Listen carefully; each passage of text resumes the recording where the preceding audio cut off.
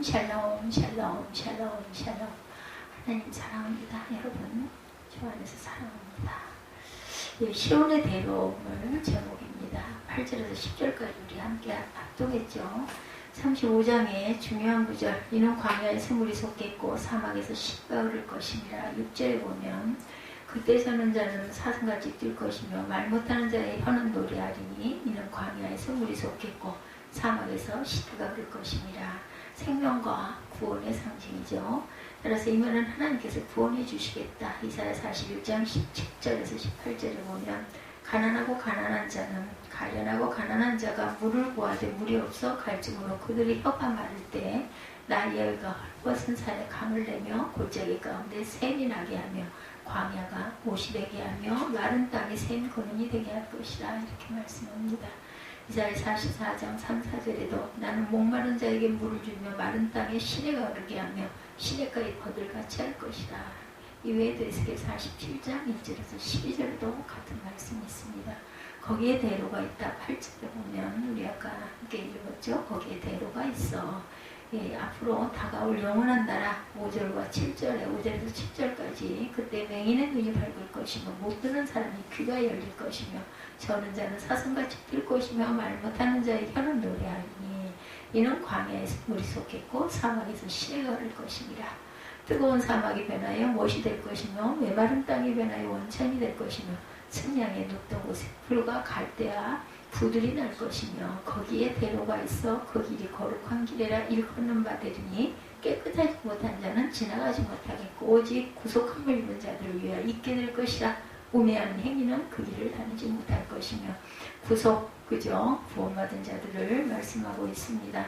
대로의 특징은 거룩한 길이기 때문에 그렇다라는 거죠. 거기에 대로가 있어 그 길을 거룩한 길이라 일컫는 바. 이렇게 말합니다.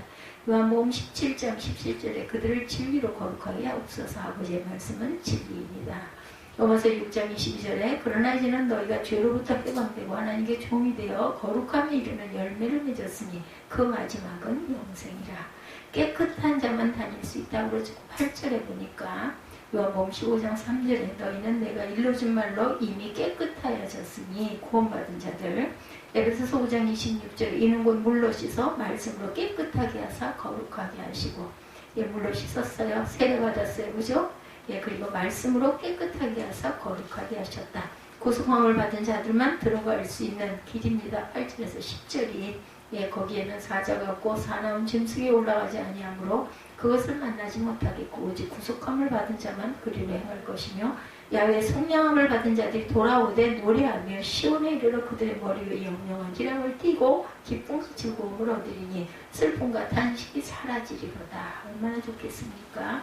구속을 받은 자들만 들어갈 수 있다는 거죠. 로마서 3장 24절에 보면 그리스도 예수 안에 있는 성령으로 말미암아 하나님의 은혜로 값없이 의롭다 하심을 입은 자가 되었느니라. 에베소서 1장 7절에도 우리는 그리스도 안에서 그의 은혜의 풍성함을 따라 그의 피로 말미암아 속량 곧 죄사함을 받았느니라. 우매한 행위는 다니지 못한다라고 하죠. 8절에 보면 우매한 행위는 그 길로 다니지 못할 것이며 마태복음 7장 26절에 보면 나의 이 말을 듣고 행하지 아니하는 자는 그 집을 모래 위에 지은 어리석은 사람, 우매한 사람이란 거죠. 사나운 짐승들은 올라갈 수가 없다. 예, 9절에 보면 나와죠. 거기에는 사자 같고 사나운 짐승이 그리로 올라가지 아니하므로 예, 그러므로 그것을 만나지 못하겠고 오직 구속함을 받은 자만 그 길로 행할 것이다. 사나운 짐승 시편 49편 20절에 보니까 종교 하나 깨끗이 못하는 사람은 멸망하는 짐승 같도다. 말씀을 모르는 포악한 자들을 말씀하고 있습니다. 그러니까요, 은혜 받지 못한 자들은 어찌 되었든 간에 엄청 예, 우리가 긍휼히 불쌍히 여겨야 할 자들이다. 함부로 막말하고 하는 것들 우리 마음에서 울컥울컥 일어날 때 있죠. 속상하고 화나고 혈기나고 시끄럽고 듣기 싫고 그래도 예, 그것을 새길 줄 아는 그런 마음, 은혜 받은 자는 절대 그렇게 되지 않습니다. 이게 순간 은혜 받았다가도 엎을 때가 있긴 하지만 그러면 회개해야 되거든요. 그리고 사죄해야 합니다. 사람에게도 형제에게 잘못한 일이 생각나거든 예, 번제 드리려고 하다가도 놓고 가서 그 사람에게 가서 사죄하고 그리고 와서 다시 단에 그 번제를 드려라 말씀이 있으시죠. 출애굽기 말씀에도 있고, 이사야 선지자는 이 세상의 모든 열방이 하나님의 진노의 심판을 받아 멸망의 화를 당할 것을 언급합니다. 그 내용에 이어 선지자는 열방이 다 심판을 받은 뒤에 필연적으로 오게 될 새 시대에 관해서 노래합니다. 선지자는 이 장에서 35장에서 하나님께서 새롭게 창조하실 새 왕국인 메시아 왕국의 아름답고 영광되고 의로운 모습을 노래하는 것이죠. 새 나라, 옥토의 땅입니다. 이 지구상에 기름진 땅도 많지만 전혀 생명을 산출해내지 못하는 불모의 땅도 많이 있죠. 사용되지 못하고 아직도 버려진 땅들도 많습니다. 매년 그 면적이 늘어나고 있는 사막이 그런 땅이죠. 얼음으로 뒤덮인 북반구, 남반구의 땅들도 그런 땅이죠. 이제는 여러 가지 아픔이나 방사성 물질로 인해서 그런 땅이 자꾸 더 늘어나고 더 커지고 생겨나고 있습니다. 그렇지만 메시아가 지배하는 새 땅에는 불모지가 없죠. 예, 그곳은 어느 곳이나 생수가 넘쳐 흐르고 그 생수로 인하여 실과가 넘치죠. 나무와 실과 모든 것이 옥토입니다. 옥토를 주셨어요. 신명기 8장 10절에 보니 내가 먹어서 배부르고 내 하나님 야훼께서 옥토를 내게 주셨으므로 말미암아 그를 찬송하리라. 야훼를 잊지 말아라 합니다. 여호와를 잊지 말아야 되죠. 풍성한 땅 에스겔 47장 12절에 강 좌우가에는 각종 먹을 과실나무가 자라서 그 잎이 시들지 아니하며 열매가 끊이지 아니하고 달마다 새 열매를 맺으리니 그 물이 성소를 통하여 나옵니다. 그 열매는 먹을 만하고 잎사귀는 약재료가 되리라. 아름다운 땅, 인간은 아름다움을 아주 좋아하죠. 즐거워합니다. 기뻐합니다. 아름다운 것 보면 어때요? 너무너무 아름답고 이뻐서 좋아하죠. 그래서 인간은 아름다움을 기대하며 그것을 소중히 여깁니다. 그렇지만 이 땅의 아름다운 것은 한정되어 있어요. 이거 무엇보다도 아름다움을 이렇게 좋아하고 즐거워하려면 내 마음밭이 아름다운 밭이 되어야 할 줄 믿습니다. 사람들이 상 주시는 것은 점점 더 삭막해져만 가고 아름다운 자연을 바라보려면 많은 돈을 지불하고 몇몇 남지 않은 곳을 찾아가죠. 일부러 아름다운 곳을 보려고. 근데 내 마음에 천국이 있으면요, 가지 않아도 마음이 기쁘고 희락이 넘쳐납니다. 그러나 하나님께서 새롭게 만드실 새 나라는 그렇지 않다라는 거죠. 하나님의 새 나라는 모든 것이 눈부시도록 아름답고 아름다운 만큼 살기도 편합니다. 그곳에 온갖 것들이 어우러져 조화를 이루고 있으면 어떤 위험도 위험할 것도 없어요. 예, 출애굽기 3장 8절에 아름다운 땅에 대해서 말씀합니다. 내가 내려가서 그들을 애굽인의 손에서 건져내고 그들을 그 땅에서 인도하여 아름답고 광대한 땅, 적과 꿀이 흐르는 땅, 가나안 족속, 헷 족속, 아모리 족속, 브리스 족속, 히위 족속, 여부스 족속의 지방에 데려가려 하노라. 이거 아름다운 땅은 결코 아니었어요. 그죠? 그들을 다 쫓아내야 할 아주 큰 숙제가 있습니다. 우리가 인생을 살아가려면은 이렇게 아름다운 땅을 만들려면 무엇을 이루려면 이렇게 고난을 통과해야 된다라는 것을 깨달아야 되겠죠. 생명의 땅이다. 거기는 계시록 22장 2절이죠. 길 가운데로 흐르던 강 가우로 생명나무가 있어 12가지 열매를 맺되 달마다 그 열매를 맺고 그 나무 잎사귀들은 망골 치료하기 위하여 있더라 말씀합니다. 그것은 영광의 나라죠. 영광이란 그 자체 빛나는 것이고 그 빛을 보고 다른 이들로부터 칭송받는 것이죠. 하나님이 바로 그런 영광스러운 존재이십니다. 하나님은 스스로 존귀하시고 또 피조물로부터 존귀하다고 칭송을 받으실 분, 마땅하신 분이죠. 우리 인생들은 다릅니다. 스스로 존귀하지 않으며 그 죄로 인해 존귀를 상실하고 말았어요. 하나님은 그런 인간을 다시 일으키시고 거룩해 하시죠. 그러므로 새 나라에 들어가는 자들은 하나님으로 인해 존귀함을 받게 되죠. 서로가 서로를 칭송하여 존귀한 자, 영광된 자로 높임을 받습니다. 빛나는 영광 계시록 21장 11절에 하나님의 영광이 있어 그 성의 빛이 지극히 귀한 보석 같고 백옥과 수송같이 맑더라 이렇게 증거되어 있습니다. 영광을 들고 계시록 21장 26절에 사람들이 만국의 영광과 존귀를 가지고 그리로 들어가겠고 이렇게 말씀합니다. 예, 새 통치가 일어납니다. 바른 지도가 있어야 되겠죠. 이 세상의 지도자들은 그들의 권력을 공의대로 쓰지 않습니다. 그들은 그들의 권력이 위협을 받을 때 정의를 포기하기도 하죠. 그들에게 이익이 될 때는 마찬가지로 양심과 법을 어겨버리기도 합니다. 심지어 그들은 악으로 백성을 휘두르기도 합니다. 학대하고 착취하고 죽이기까지 하죠. 그렇지만 메시아는 결코 그렇지 아니하시다. 그는 오직 진리에 따라 하나님의 백성을 다스리죠. 하나님의 법에 따라 판단합니다. 그 누구도 억울하게 다루지 않는다라는 거죠. 좋은 인도를 해줘. 시편 23편 3절에 내 영혼을 소생시키시고 자기 이름을 위하여 의의 길로 인도하시는도다. 너희가 그 연약한 자를 강하게 아니하며 병든 자를 고치지 아니하며 상한 자를 싸매주지 아니하며 쫓기는 자를 돌아오게 하지 아니하며 잃어버린 자를 찾지 아니하고 다만 포악으로 그것들을 다스렸도다. 못된 목자는 이렇게 합니다. 에스겔 34장 3, 4절 너희가 살찐 양을 잡아 그 기름을 먹으며 그 털을 입되 양 떼는 먹이지 아니하는도다. 연약한 자를 강하게 아니하며 병든 자를 고치지 아니하며 상한 자를 싸매주지 아니하며 쫓기는 자를 돌아오게 하지 아니하며 잃어버린 자를 찾지 아니하고 다만 포악으로 그것들을 다스렸도다. 어제 있었던 일 중에 하나예요. 자꾸 생각이 나는데, 차를 주차를 하고, 어제 이제 누구를 잠깐 만나서 이야기를 하느라고 조금 지체가 되고, 그리고 나서 앉아가지고 시간이 좀 일렀어요. 도착한 시간이 일러가지고 조금 더 이따 들어가야 되겠다 하고 사무엘에게 잘하고 있는지 카톡을 좀 쳐주고 이러고는 누가 창문을 막 죽자고 두들기더라고요. 깜짝 놀라가지고 아래를 내려다보고 있었으니 몰랐죠. 보고는 창문을 열었더니 날 보고 차를 뒤로 빼래요. 그러면서 자기가 나가려고 몇 번을 앞으로 왔다 뒤로 왔다 하는 거 보지 못했냐고 막 무슨 혼성을 높이고 화를 내는 거예요. 저는 주차 라인에 잘 세웠거든요, 차를.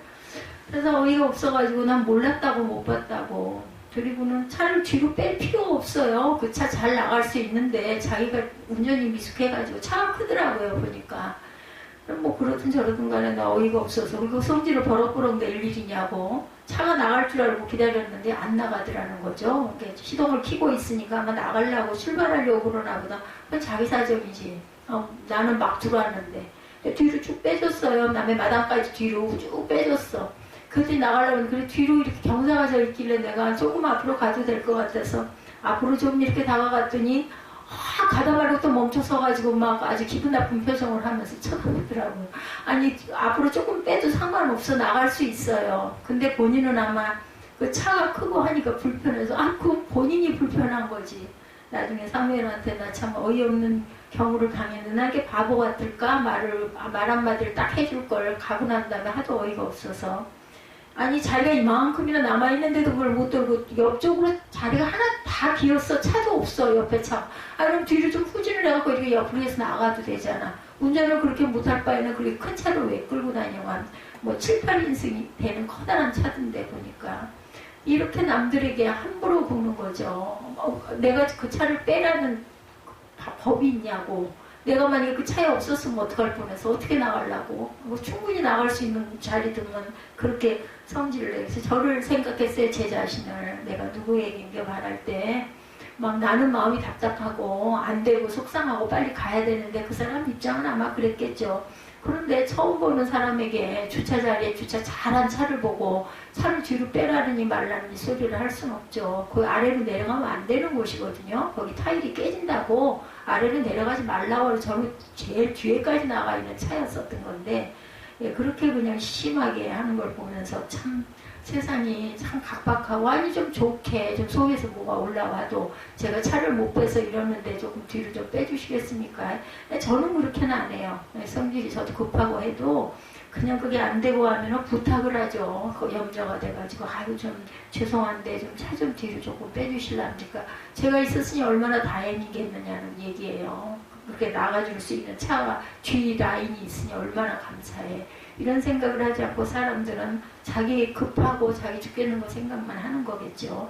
저는 전혀 못 봤거든요, 그걸. 그래서 참 조심해야 되겠다라는 생각을 했어요. 누구도 억울하게 다루지 않아야 한다라는 거죠. 멀쩡하니 앉아서 잠깐 시간이 남아가지고 카톡 치다 말고 그냥 억울한 일을 당한 거고 왜 그랬을까? 아마 그거는 모를 거예요. 그렇게 하고 나가고는 에잇 하고 나갔겠죠. 조심해야 합니다. 또 나도 그럴 때가 있으면 안 되니 다시 한번 그런 부분을 생각해야 되겠다. 무슨 뭘 잘하고 살고 뭘 자녀를 잘 가르치고 살고 하겠어요. 이런 것부터 잘 돼야 되죠. 완벽한 보호가 있어야 됩니다. 우리가 세금을 내고 위정자들을 위해 기도하고 최대한 돕는다 해도 그들에게 충성을 다한다 할지라도 우리를 완전하게 보호하지 못하죠. 보호하시는 분은 하나님 한 분이시죠. 만일 그들보다 더 힘센 다른 나라의 위정자들이 쳐들어오면 우리는 다른 나라 지배 아래 손 아래 있게 되죠. 때로 악한 지도자들을 고의로 우리를 저기에 손에 넘기기도 합니다. 정말 민주 대한민국에서 이 시기에 태어나서 이렇게 누리고 살 수 있는 거 감사하죠. 뭐 많은 걸 누리는 사람도 있고 우리보다 더 삶이 공고한 사람도 있지만 정말 어찌됐든 간에 이 땅에서 이 시기에 태어난 거 얼마나 감사하는지 몰라요. 이 세상에 완전한 보호는 없죠. 그렇지만 새 나라의 임금은 또한 다릅니다. 전능을 가지고 우리의 대적을 물리쳐 주시고 보호는 일순가 아니라 영원히 지속된다는 거.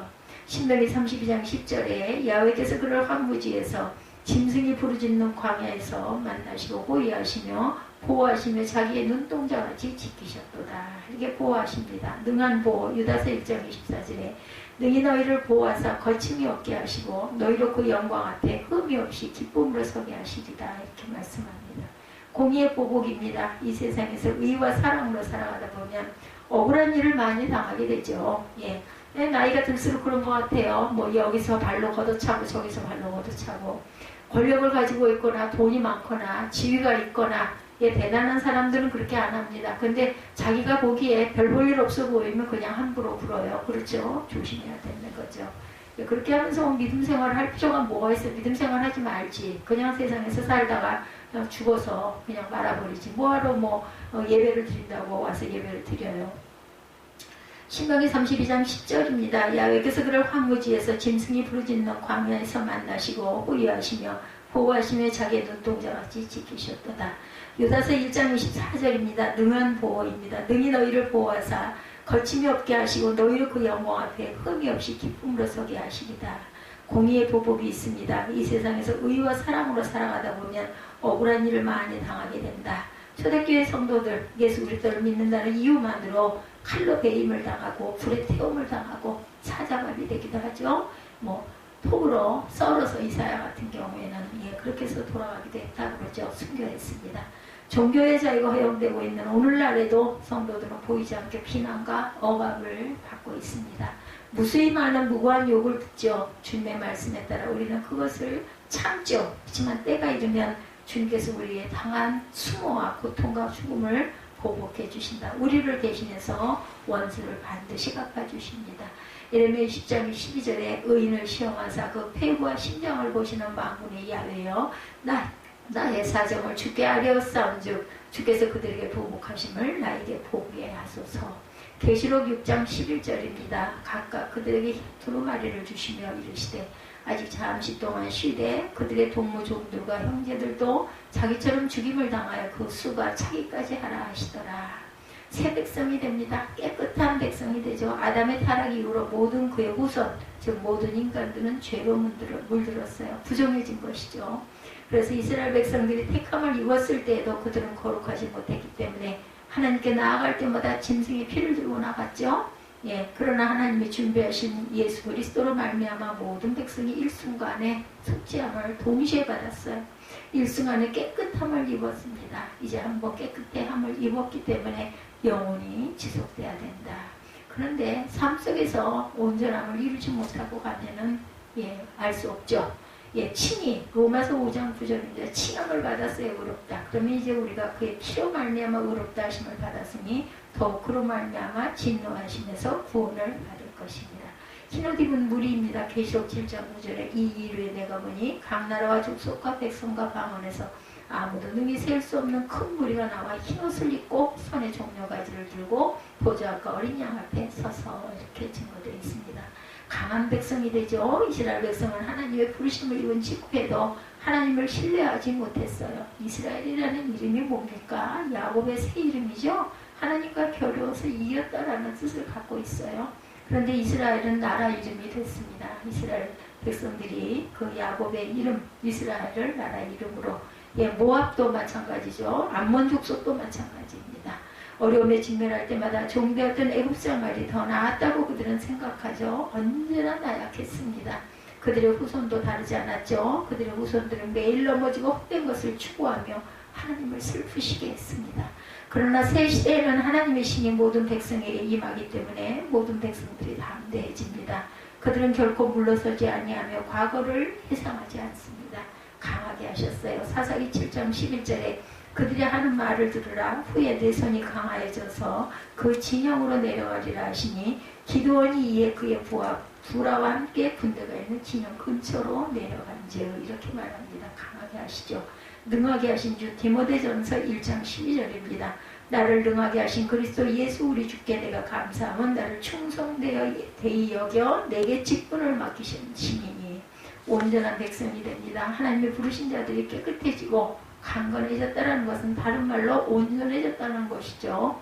과거의 백성들은 항상 불완전했지만 새 시대의 새 백성들은 하나님을 바로 섬기고 진리의 터전 위에 굳게 서서 그것을 실천하는 온전한 백성이 되었다. 특히 예수께서 다시 오실 때 영원한 나라에 들어가게 되면 모든 하나님의 백성들은 더 이상 범죄치 않고 어둠을 흠치 아니하는 참으로 온전한 백성이 될 것이다. 온전케 될 성도입니다. 에베소서 4장 12절에 이는 성도를 온전하게 하여 봉사일을 하게 하며 그리스도의 몸을 세우려 하십니다. 디모데후서 3장 17절입니다. 이는 하나님의 사람으로 온전하게 하며 모든 선한 일을 행할 능력을 갖추게 하려 합니다. 하나님이 주실 그리고 앞으로 주실 새 나라와 새 땅은 이 세상 나라와 같지가 않죠. 그 나라와 땅은 거룩하고 온전하며 의롭고 아름답고 풍요할 것입니다. 또한 그 나라에 들어갈 성도 역시 깨끗하고 강하고 온전합니다. 이 말은 깨끗하고 강하고 온전하게 된 자가 하나님 나라에 들어갈 수 있다는 말이죠. 그러므로 스스로 주 안에서 깨끗하고 강하고 온전해지기를 힘써야 할 것이다. 그런 가운데 온전한 나라를 소망하며 이 세상을 인내하고 살아가시기 바랍니다. 시온의 대로에 오늘 8절에서 10절입니다. 미국 동부에 아주 심한 눈보라가 몰아쳤어요. 기차는 제 속도를 내지 못한 채 거북이처럼 조심스럽게 움직입니다. 승객 중 갓난아 일어나는 한 여인이 앉아 있었어요. 그녀는 자신이 내릴 역을 지나치지 않으려고 잔뜩 신경을 쓰고 있습니다. 8절에 보니까 거기에 시온의 대로가 있어 그 길을 거룩한 길이라 일컫는 바되리니 깨끗하지 못한 자는 지나가지 못하겠고 오직 구속함을 입은 자들을 위하여 있게 될 것이라. 우매한 행위는 그 길로 다니지 못할 것이며 이렇게 말씀하죠. 여인 어머니의 그 아이의 어머니죠. 그대한 신사가 여인에게 말합니다. 걱정하지 마세요.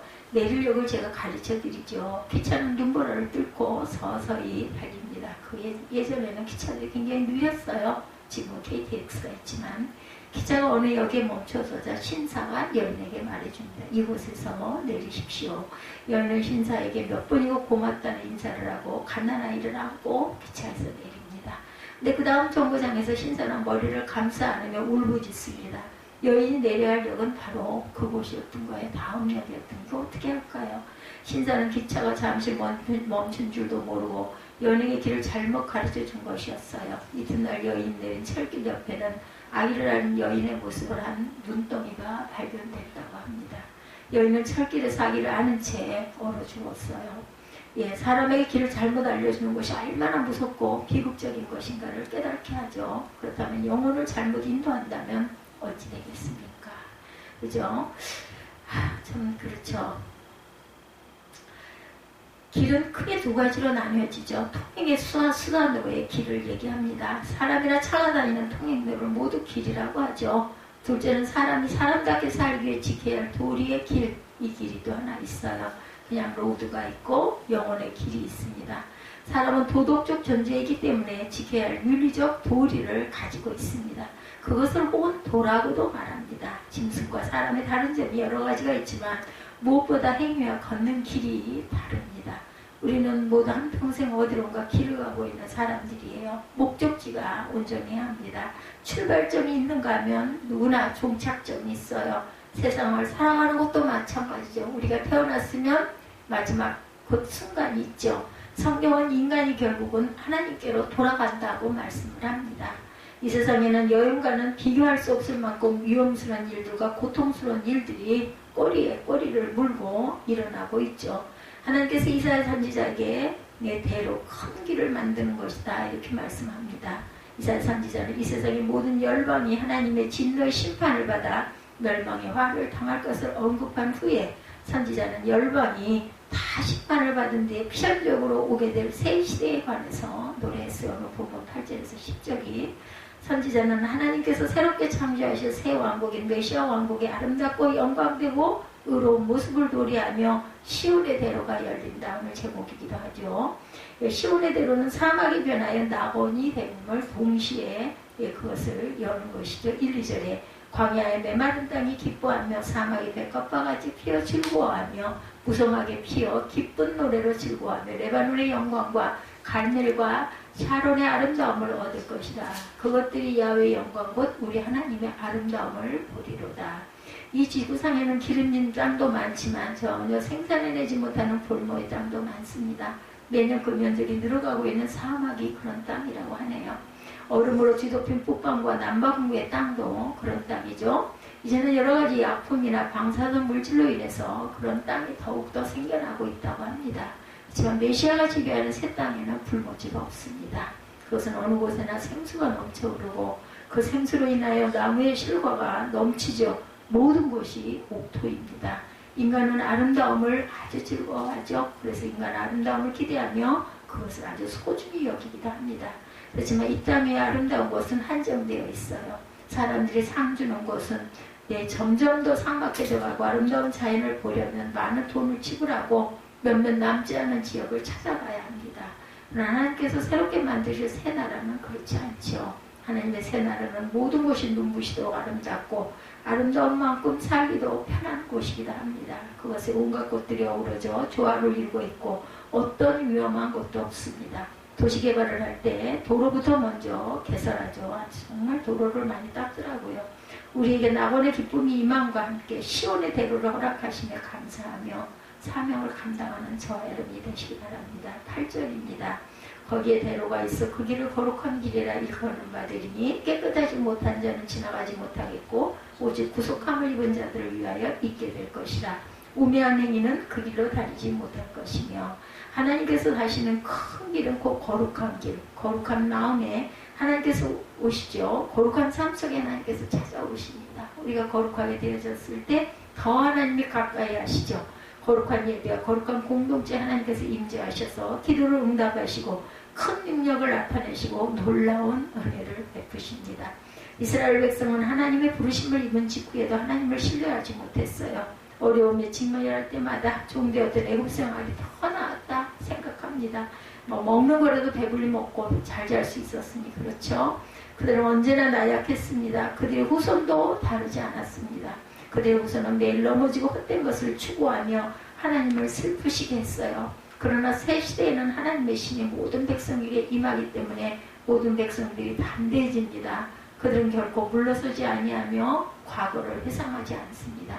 하나님이 부르신 자들이 깨끗해지고 강건해졌다는 것은 다른 말로 온전해졌다는 거죠. 과거 백성은 항상 불완전했으나 새 시대의 새 백성들은 하나님을 바로 섬기고 진리의 터 위에 굳게 서서 그것을 실천하는 온전한 백성이 될 것이다. 특히 예수께서 다시 오실 때 영원한 나라에 들어가게 되면 모든 하나님의 백성들은 더 이상 범죄치 않고 더 어두움을 행치 아니하는 참으로 온전한 그런 백성들이 될 것이다. 아담의 타락 이후로 모든 후손, 모든 인간은 죄로 물들었어요. 부정해집니다. 그래서 이스라엘 백성들이 택함을 입었을 때에도 그들은 거룩하지 못했기 때문에 하나님께 나아갈 때마다 짐승의 피를 들고 나갔죠. 하나님이 준비하시는 우리의 구속자 예수 그리스도로 말미암아 우리 모두는 속죄함을 입었어요. 일순간 깨끗함을 입은 거죠. 이제 한번 깨끗함을 입었으면 그것은 또한 영원히 지속되기 위해서 또한 지켜야 할 우리의 도리가 또 있습니다. 하나님이 주신 앞으로 주실 새 나라와 새 땅은 이 세상 나라와 같지 않다. 그 나라와 땅은 거룩하고 온전하며 의롭고 아름다우며 풍요롭다. 또한 그 나라에 들어갈 성도들 역시 깨끗하고 강하며 온전해질 것이다 라는 거죠. 그런 온전한 나라를 소망하며 이 세상을 인내하며 사명을 감당하며 시온의 대로를 바라보고 나아가야 되겠다. 9절에서 10절입니다. 거기는 사자가 없고 사람 하나 사나운 짐승이 그리 올라가지 아니하므로 그것을 만나지 못하겠고 오직 구속함을 받은 자만 그리로 행할 것이며 야훼의 속량함을 받은 자들이 돌아오되 노래하며 시온에 이르러 그들의 머리 위에 영영한 지랑을 띠고 기쁨과 즐거움을 얻으리니 슬픔과 탄식이 사라지리로다. 이사야 11장 10절입니다. 세계 만방에서 구속받은 자들이 돌아오는 세계는 천년왕국이라고 그러죠. 그날은 이새의 뿌리에서 한 쌍이 나서 만민의 기치로 설 것이요 열방이 그에게 돌아오리니 그가 거한 곳은 영화로우리라. 모든 슬픔과 탄식은 사라고자 버리고 기쁨과 즐거움만 넘치는 곳이 된다. 이사야 51장 11절입니다. 야외께 구속받은 자들이 돌아와 노래하며 시온으로 돌아오니 영원한 기쁨이 그들의 머리 위에 있고 슬픔과 탄식이 달아나리로다. 거기에는 짐승이나 사람이나 사나움이 없는 구절 말씀이죠. 세계에서 오직 속량받은 영혼들의 기쁜 찬양만 있을 것이다. 그때는 사탄을 무저갱에 가둔 시대라고 합니다. 계시록 20장 2, 3절에 용을 잡으니 곧 예뱀이요 마귀요 사단이라 잡아서 1000년 동안 결박하여 무정에게 던져넣고 잠그고 그의 임봉하여 1000년이 차도록 다시는 만국을 미혹하지 못하게 하려는데 그 후에는 반드시 잠깐 노이리라. 거기는 성도의 나라이며 안식의 세계이다. 히브리서 4장 9절에서 10절입니다. 그런즉 안식할 때 하나님의 백성에게 남아있도다. 이미 그의 안식에 들어간 자는 하나님의 자기의 일을 쉬심과 같이 그도 자기의 일을 쉬시느니라. 거룩함과 영광만이 가르쳐 있는 것이다. 이사야 66장 11절입니다. 너희가 젖을 빠는 것 같이 그 위로하는 품에서 만족하겠고 젖을 넉넉히 빤 것 같이 그 영광의 풍성함으로 말미암아 즐거워하리라. 영광이란 그 자체로 빛나는 것이죠. 그 빛을 보고 다른 이들로부터 칭송을 받는 것입니다. 하나님이 바로 그런 영광의 존재이시죠. 하나님은 스스로 존귀하시고 또 피조물로부터 존귀하다고 칭송을 받으십니다. 인간은 다르죠. 스스로 존귀하지 않고 그 죄로 인해 존귀를 상실했어요. 하나님은 그런 인간을 다시 일으키시고 거룩하게 하십니다. 그러므로 새나라에 들어가는 자들은 하나님으로 인해 존귀하게 되죠. 서로가 서로를 칭송하며 명실공히 존귀한 자, 영광된 자로 높임을 받습니다. 이 은혜에 감사하며 사명을 감당하며 시온의 다리를 향할 그날을 바라보며 영광을 돌려드리죠. 시온의 대로는 예수 그리스도를 통한 구원의 길입니다. 요한복음 14장 6절에 예수께서 이르시되 내가 곧 길이요 진리요 생명이니 나로 말미암지 않고는 아버지께로 올 자가 없느니라. 구원의 역사가 치유의 은총임을 말씀하죠. 이사야 35장 5, 6절 그때의 맹인의 눈을 밝을 것이며 못 듣는 사람의 귀가 열릴 것이며 저는 자는 사슴같이 뛸 것이며 말 못하는 자의 혀는 노래하리니 이는 광야에서 물이 솟겠고 사막에서 시내가 흐를 것입니다. 예수께서 이 말씀은 자신의 복음사역에 적용시켜서 말씀하시죠. 세례 요한의 제자들이 오실 그이가 당신이 오니까 마태복음 11장 3절에 그렇게 여쭈었을 때 주님께서 이 말씀을 인용하심으로 메시아적 사역, 구속사역의 구체적인 시연을 설명하십니다.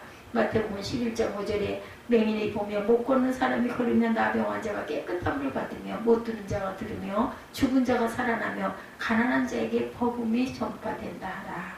메시아의 구속사역이 백성들에게 현실적인 반향을 불러일으킨 것은 육체에 임한 기적적 은총에서였죠. 복음의 권능이 현실적으로 인간의 삶을 변화시키기 위해서는 신용의 은총이 절대적으로 필요했던 것이다.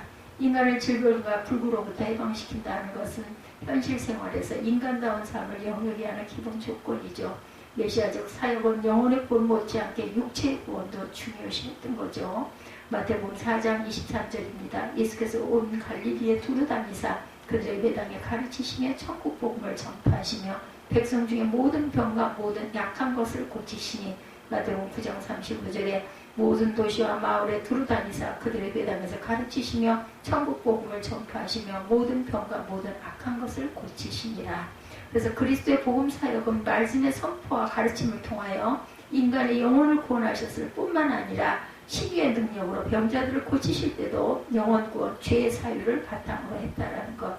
마태복음 9장 2절에 침상에 누운 중풍병자를 사람이 데리고 오고는 예수께서 그들의 믿음을 보시고 중풍병자에 이르시되 작은 자야 안심하라 내 죄 사함을 받았느니라. 병 고치러 온 자에게 네가 죄 사함을 받았다 그러죠. 죄로 인해서 병이 들었어요. 야고보서 2장 5절에도 예수께서 그들의 믿음을 보시고 중풍병자에 이르되 작은 자야 내 죄 사함을 받았느니라. 누가복음 5장 20절에도 그들의 믿음 보시고 이르되 이 사람이 내 죄 사함을 받았느니라. 하나님의 구속사역의 그 영역은 인간의 영혼이고 육체가 아니죠. 왜냐하면 육체는 참 생명이 아니기 때문이며 육체 그대로는 영원한 나라를 상속받을 수가 없습니다. 요한복음 3장 6절입니다. 육으로 난 것은 육이요 영으로 난 것은 영이니. 요한복음 6장 63절에도 살리는 것은 영이니 육은 무익하니라. 내가 너에게 이른 말은 영이요 생명이라. 고린도전서 15장 50절에도 형제들아 내가 이것을 말하느니 혈과 육은 하나님 나라를 이어받을 수 없고 또한 썩은 것은 썩지 아니하는 것을 유업으로 받지 못하니라. 구원의 역사는 변화의 은총으로 임합니다. 이사야 오늘 본문 6, 7절에 그때 저는 자는 사슴같이 뛸 것이며 말 못하는 자에게는 노래하니 이는 광야에서 물이 솟겠고 사망에서 시내가 흐를 것이다. 이런 인간의 심령이 물이 솟고 시내가 흐르고 원천으로 변화가 된다는 거죠. 승냥이의 늙은 곳에 풀과 갈대에 부들이 날 것이라고 합니다. 광야, 사막, 메마른 땅 등은 모두 인간의 심령 상태를 표현한 것이라는 것. 요한복음 7장 38, 9절입니다. 나를 믿는 자는 성경에 이름과 같이 그 배에서 생수의 강이 흘러나오리라 하시니 이는 그를 믿는 자들이 받을 성령을 가리켜 말씀하신 것이라. 요한복음 4장 14절에도 내가 주는 물을 마시는 자는 영원히 목마르지 아니하리니 내가 주는 물은 그 속에서 영생하도록 솟아나는 샘물이 되리라. 오직 성령을 통해서만 광야와 사막 같은 심령이 샘솟아서는 영원한 갈증을 모르는 그런 심령으로 변화가 될 것이다. 이런 구속 사역은 오순절 성령 강림 이후부터 주의 재림 때까지 지속될 것이라고 말씀하고 있어요. 불신자가 처음 이 길로 들어섰을 때 이 대로는 좁은 문이고 협착한 길이었죠. 좁은 문으로 들어가라. 멸망으로 인도하는 문은 크고 길이 넓고 그리로 들어가는 자가 많고 생명으로 인도하는 문은 좁고 길이 협착하여 찾는 자가 적다고 말씀합니다. 그러므로 이 대로는 하나님의 지혜인 예수 그리스도를 깨닫지 못하는 우매한 자들의 결코 허용될 수가 없다. 고린도전서 2장 6절에서 8절에 그러나 우리가 온전한 자들 중에 지혜를 말하면 이는 이 세상의 지혜가 아니요 이 세상에 없어질 통치자들의 지혜로다 말합니다. 오직 은밀한 가운데 있는 하나님의 지혜를 말하는 것으로 감춰졌던 것인데 하나님이 우리의 영광을 위하여 만세전에 미리 정한 것이라. 하나님의 성령의 은총에 대한 구체적인 비전으로 구원의 결과 구속된 세계가 어떤 것인지 우리에게 귀하게 가르쳐주고 있습니다. 예, 정신없이 살던 젊은이가 50살이 넘어서 어떻게 사는 것이 참된 인생인가를 깊이 고뇌하던 그 기독교 진리를 받아들였고 남은 생을 농민들과 함께 보내기로 결심했다고 그래요. 이 사람이 바로 러시아 레오 톨스토이라고 합니다. 톨스토이는 믿음이 내게 들어온 후 그리스도의 말씀이 영원한 진리임을 알았다. 나의 온 삶은 변화가 되었다. 이전에 바라던 것을 바라지 않게 되었고 바라지 않던 것을 바라게 되었다. 또한 선으로 보였던 것이 악으로 보였던 것이 선으로 보였다. 시온의 대로가 임한 자의 고백입니다. 시온의 대로는 사막이 낙원으로 변한 곳에 임하는 길입니다. 시온의 대로는 거룩한 길이고 시온의 대로는 영원한 나라의 길입니다. 시온의 대로는 예수 그리스도 안에서 허락된 길이죠. 시온의 대로로 오신 주님을 맞고 또한 다시 오시는 주님을 맞을 준비를 하는 사명 감당자들이 되시기를 주님의 이름으로 축복합니다.